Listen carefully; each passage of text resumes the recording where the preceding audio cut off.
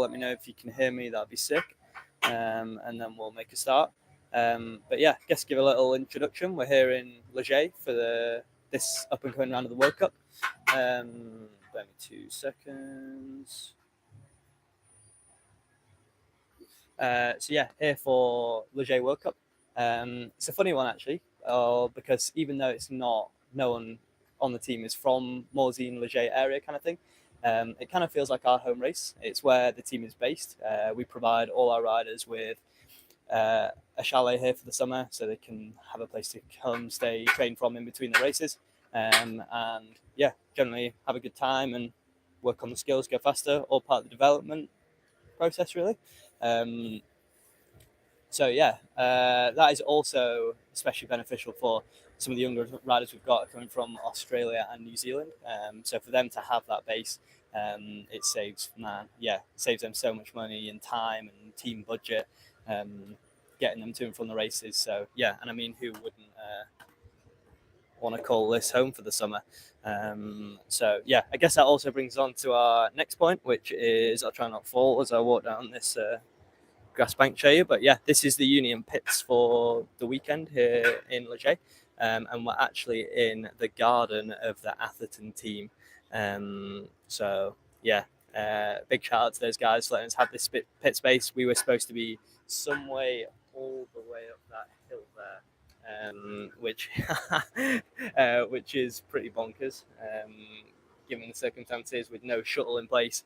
Yeah, that would have been a logistical nightmare for us. So yeah, huge shout out to the Athertons for giving us this space in their garden, which is super convenient to lift. There's Mr. Dak Norton as Stack Norton. Still got to change your name. You guys should flood his inbox with fucking getting to change that there. So yeah, you're right. We theoretically didn't have to pay for this pit space, but we are going to take the Atherton crew go-karting in Mont Saint Anne. So that maybe that could be a cool live idea in Mont Saint Anne, where we could go-kart and stream the track time, stream what's going on, and yeah, all that kind of there. So yeah, back to the story about how this is our home race, really. Yeah, team's based in Morzine. We keep all our supplies, team spares, the truck, the pit, everything here in the Santa Cruz Syndicate warehouse in Morzine. They're lucky enough to, we're lucky enough to, and they're lucky enough to, we're lucky enough and very fortunate to have a space in their storage facility. And that makes everything so much easier. So not only is the team based here, but everything logistically for the Union is based in Morzine. Yeah, any parts we need while we're out here testing, riding, is here.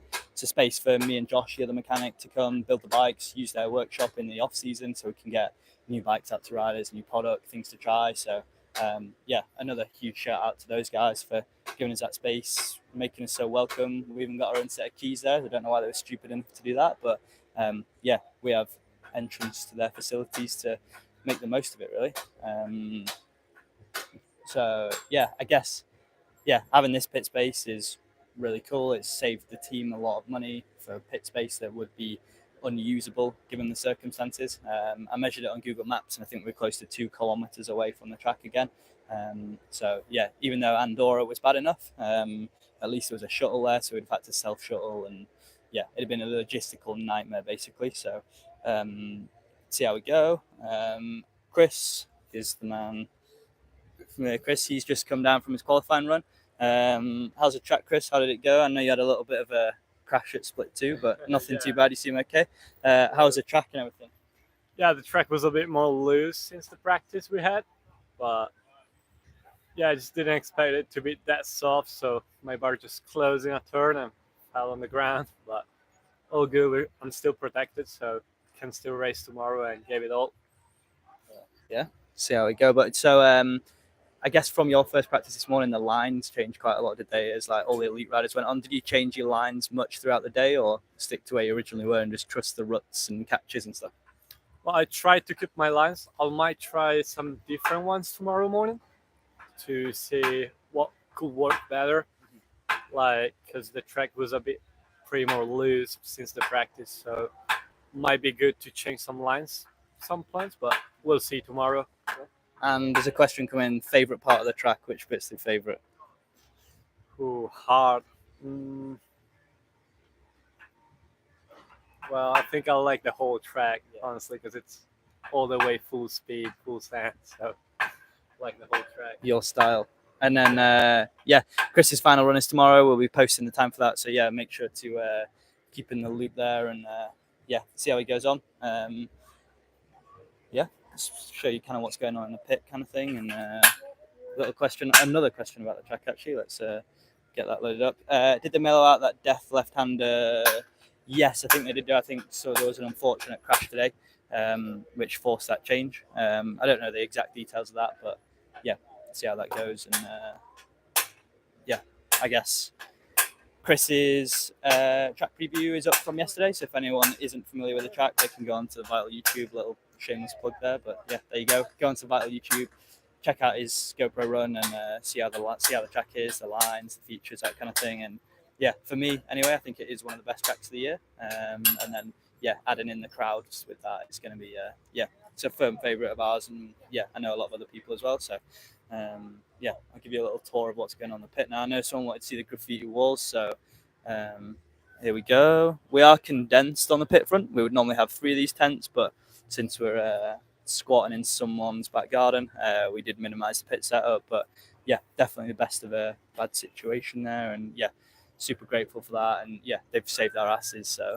yeah, hugely appreciative. Chris's 2 Bits Graffiti.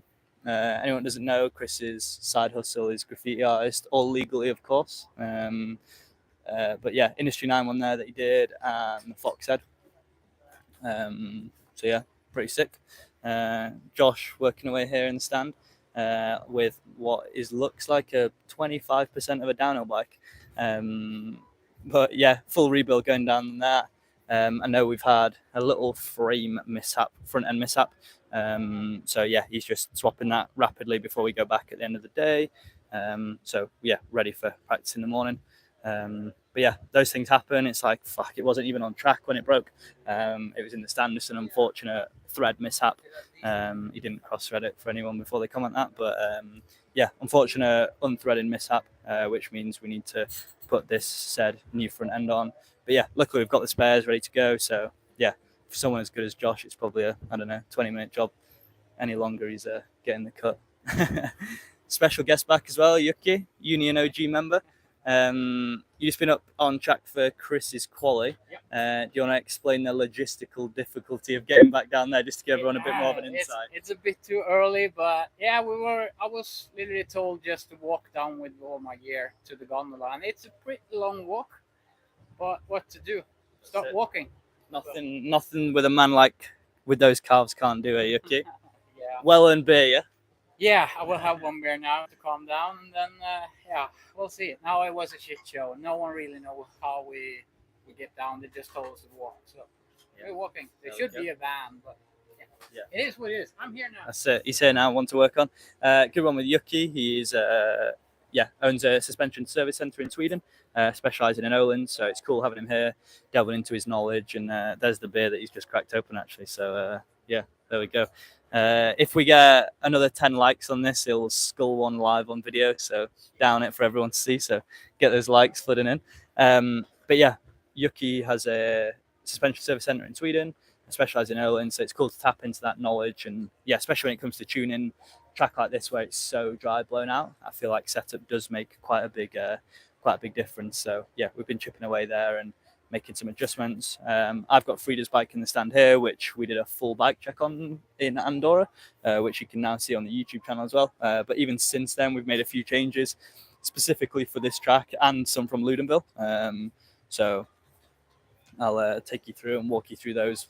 Some pretty interesting ones and some theories we've been testing. But the major change we've made for this track here is tyre setup. So Frida is normally double DHR front and rear regardless of the conditions, unless it's really bad.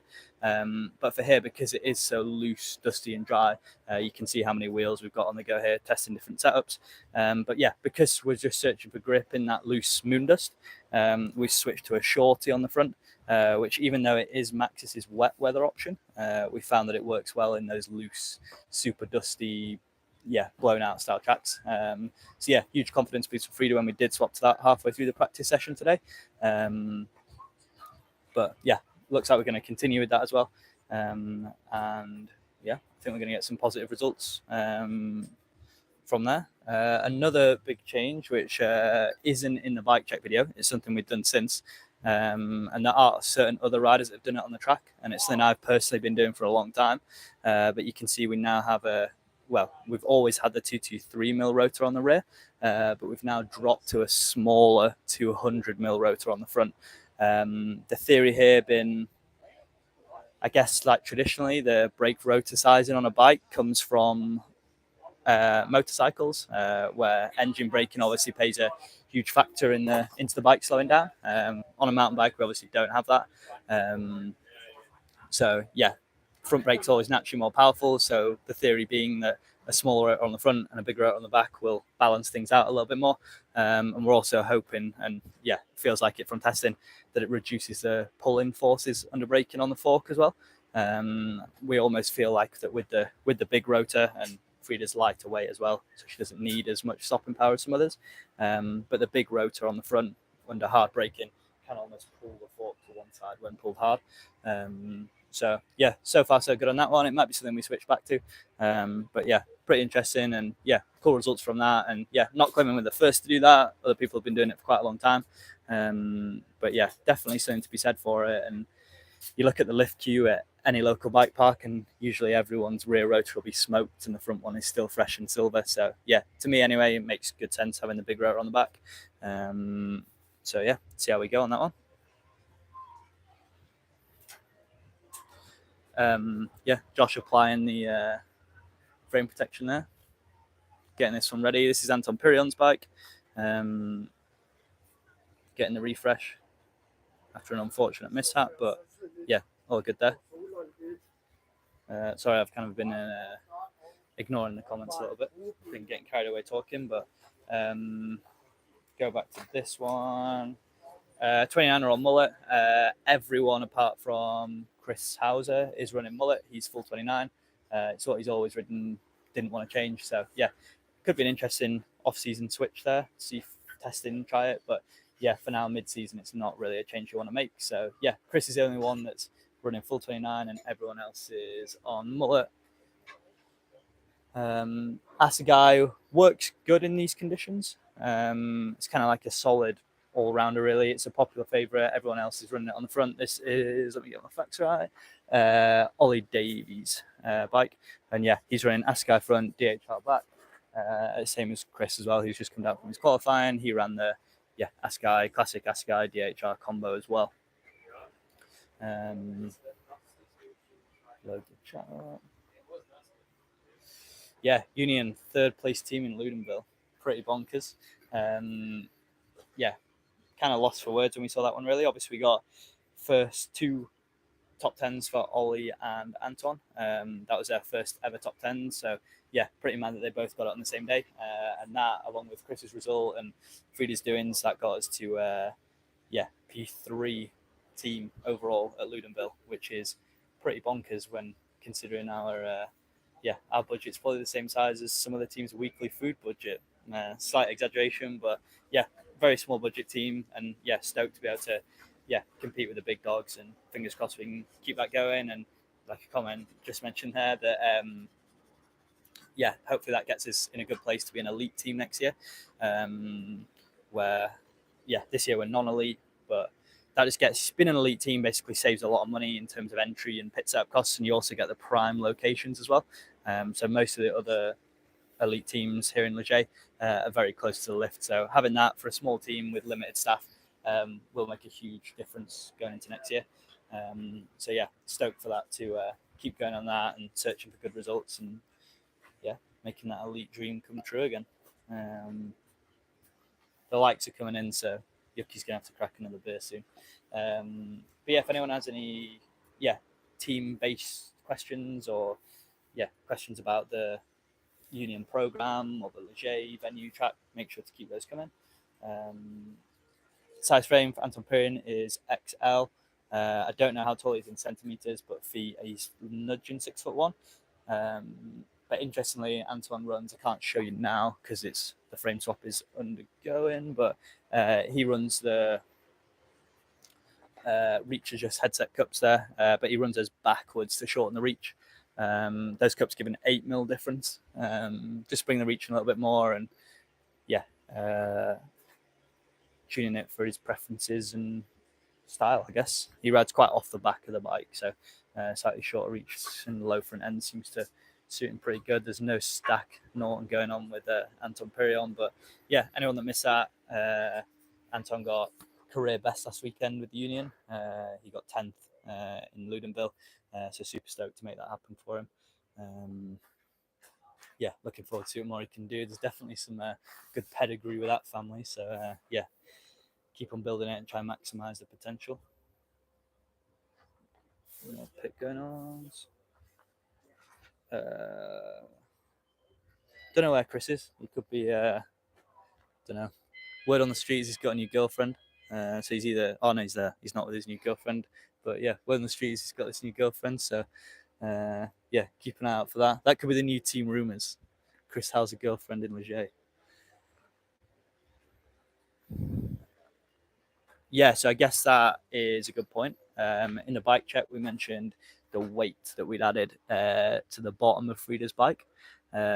We did speak about this a little bit in the bike check, so definitely make sure to check that out. But yeah, we added 500 grams to the bottom of Frida's bike, which is hidden underneath this bit of frame protection here. I just added the zip ties for a little bit of extra security. Just if anything does smack, obviously that the additional weight under there has got potential to knock that guard off and cause an issue. So yeah, a couple of little, not the prettiest looking cable ties, but there for a bit of function. Frida's obviously not the heaviest rider, so she found that just a bit of extra weight gave some more speed generation. And from a slightly nerdier point of view as well, it also alters the sprung to unsprung mass ratio of the bike. So if you kind of imagine, it's hard to point when holding the microphone, but you can imagine the rear end's almost pivoting from this central point of the bike. So the heavier you can make that, it basically in relation makes the rear wheel lighter. So yeah, easier to move around, go through the travel, better sensitivity. Yeah, loads of pros to it really. It might not be something we keep for every track, but yeah, we're yet to take it off yet. Again, just for those a little bit of extra speed generation and yeah, improved suspension performance. Frida also is, Frida probably is the one that's most in tune with, or not in tune, but yeah, always testing, always trying new things. She's a very intrigued rider. So you can see she's got this special link in there that makes the bike less progressive. If this video gets 26 likes, Stack Norton will join the Union. He doesn't know that yet, but I'll write his contract on the back of the beer box that Yuki just opened.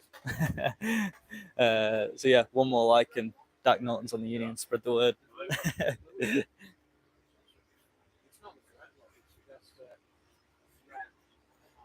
No news on Eris yet, unfortunately. Not too sure what's going on there, but yeah, everyone's sending some healing vibes to her, so hope she's okay. And yeah, definitely a gnarly bit of track and then a very unfortunate crash. But it's gone to 29. Curtis changing his name, but yeah, back to that. Yeah, all the best to Eris, and yeah, fingers crossed she comes back strong and it's nothing too bad there. So. Chris Qualley had a crash in just before the second split, so on the timing he's a little bit back, but yeah, definitely a issue there, and the speed's definitely there, which we've seen. So yeah, fingers crossed for a smooth race run tomorrow, and yeah, luckily he's protected, so he gets through to the final tomorrow anyway. So nothing to worry about there. I think that also the protected status and juniors not getting any qualifying points puts protected riders into a funny headspace going into the qualifying run. Just kind of like, yeah, if you're protected and there's no points to gain, there's not really point in risking and sending your life kind of thing. So yeah, definitely an interesting one there, and I think it does play an important strange head factor case into it. So yeah, anyone asking for Chris, he's there deep in eating a sandwich and probably 2 miles into a TikTok scroll. So yeah. That is David Attenborough was quite on this. He'd probably say that's some Gen Z living activity, whatever the words he uses. But yeah. Front end swap coming on good for Josh. Yeah, anyone asking 29 for him there.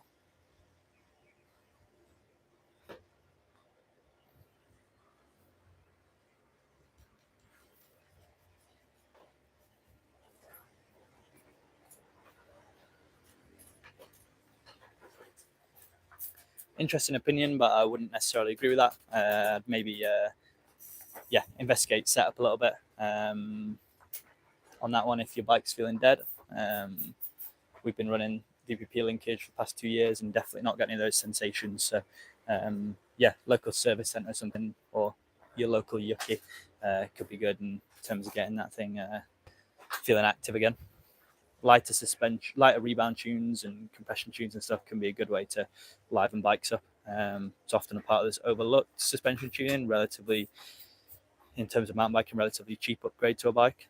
So definitely an avenue worth investigating if you're having some issues. Over here, Yuki's on the end of day preparation. We do the same thing to every bike at every race at the end of the practice day.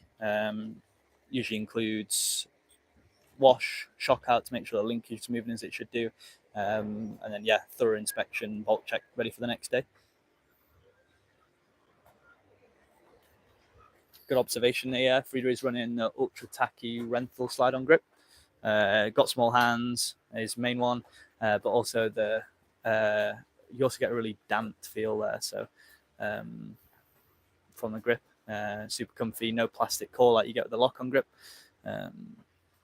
Positive things there. It's also something that since working on Frieder's bike, I've switched to, and I don't think I would go back to any other grip setup. So positive things.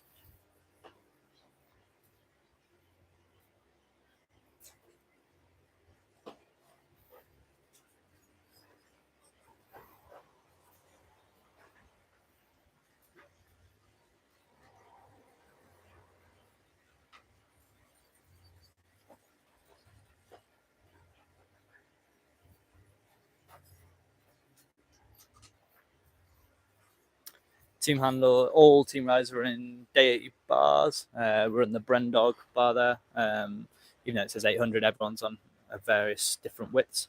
But that's a 30mm rise bar. That's the team go-to. And then you'll see a variety of different stem spaces, headset spaces, axle to crown differences on that one. So, always unique setup to rider, to height, track specific. 30mm handlebars, the rule for us.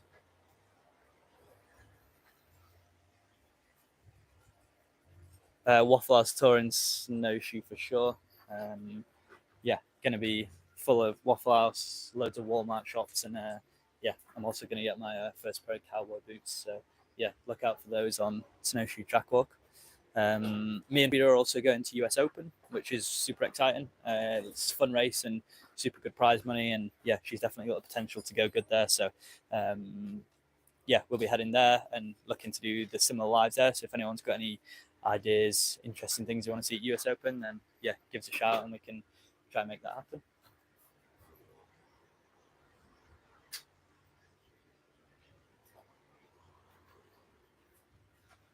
Grips is all different, like we just mentioned. Front camera on camera. Frieder runs the Renthal lock-on grips. Over here we've got Anton on, I can't remember the name, but another ODI variant. And then all is on here like a waffle style ribbed ODI grip there. Sorry, Yuki, I'm in your way.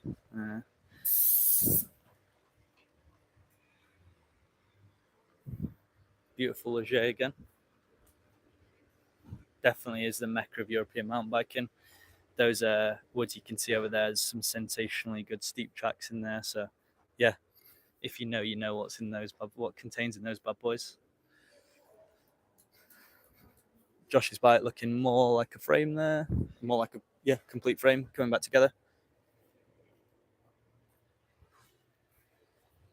Thoughts on linkage forks? Not something I've ever had the opportunity to get involved with, but something I'd love to get involved with. So I know I don't know if anyone's executed it well yet, but it's definitely some big potential there. Could go back to the David Attenborough skulking on Chris with his shirt off.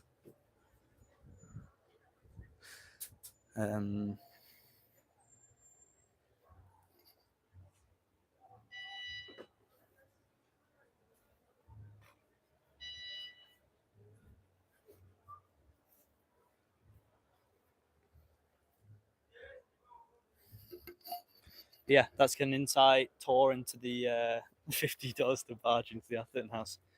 Chris, someone's just said there that if you they'll give you €50 if you burn the Atherton house down. You keep, or maybe we should graffiti it. If we get to 50 likes, Chris will graffiti on the side of the Atherton house. Pass it on. But yeah, thanks for tuning in. This a little bit of an insight into the unions, bike setups, team updates, that kind of thing. And yeah, make sure to keep tabs on how we're doing this weekend. We're keeping regular updates on the Instagrams and that kind of thing. So yeah, make sure to tune in there. And yeah, thanks for listening. And yeah, speak to you all again soon.